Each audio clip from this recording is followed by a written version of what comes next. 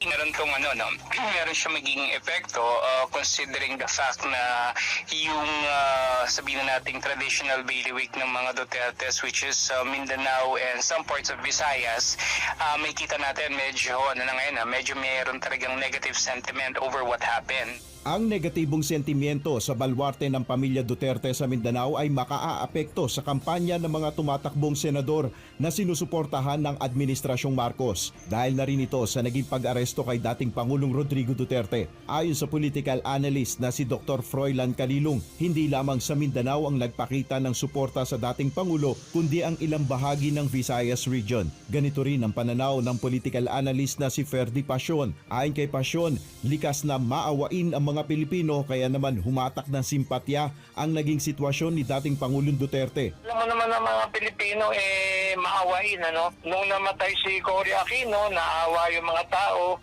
binoto si Noynoy, ano? At ito naman, bagamat hindi namatay si President Digong Duterte, para bang nasaktan yung mga Pilipino. Sa kabila nito, ayon kay Calilong, hindi lamang naman ang administration slate ang maapektuhan, kundi maging ang kampanya ng mga nasa oposisyon. Pwede rin itong mapahina yung kampanya ng PDP Laban considering na wala yung kanilang pinakapinuno talaga, no? I mean, sa mga sorties, sa mga rallies, inaasahan ng tao, syempre nandun si Pangulong Duterte, pero right now, since he is in The Hague, wala yung wala yung pinaka-patriarch. Dagdag pa nito, may panahon pa niya ang alyansa para sa bagong Pilipinas upang maipaliwanag at maging malinaw sa mga botante ang isyong ito. I think actually yung timing nga I think favored the administration's lead kasi if it happened siguro weeks or several days before the election, I think talagang malaki yung backlash effect sa kanila.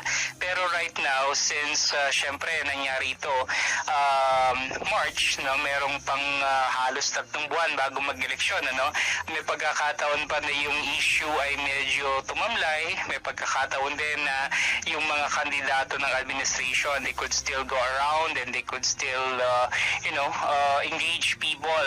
Iba naman ang pananaw dito ni Pasyon. Palagay ko kahit anong sabihin niya, medyo mahihirapan makabawi. Kasi kung sasabihin niya na gagawin lahat ng kanyang administrasyon para makatulong kay President Digong, para bang hindi ka panipaniwala. Magiging question rin anya sa mga botante sa kampanya ng administrasyon ang naging pagkalas ni Senator Amy Marcos sa alyansa na sinusuportahan mismo ng kanyang kapatid na si Pangulong Ferdinand Marcos Jr.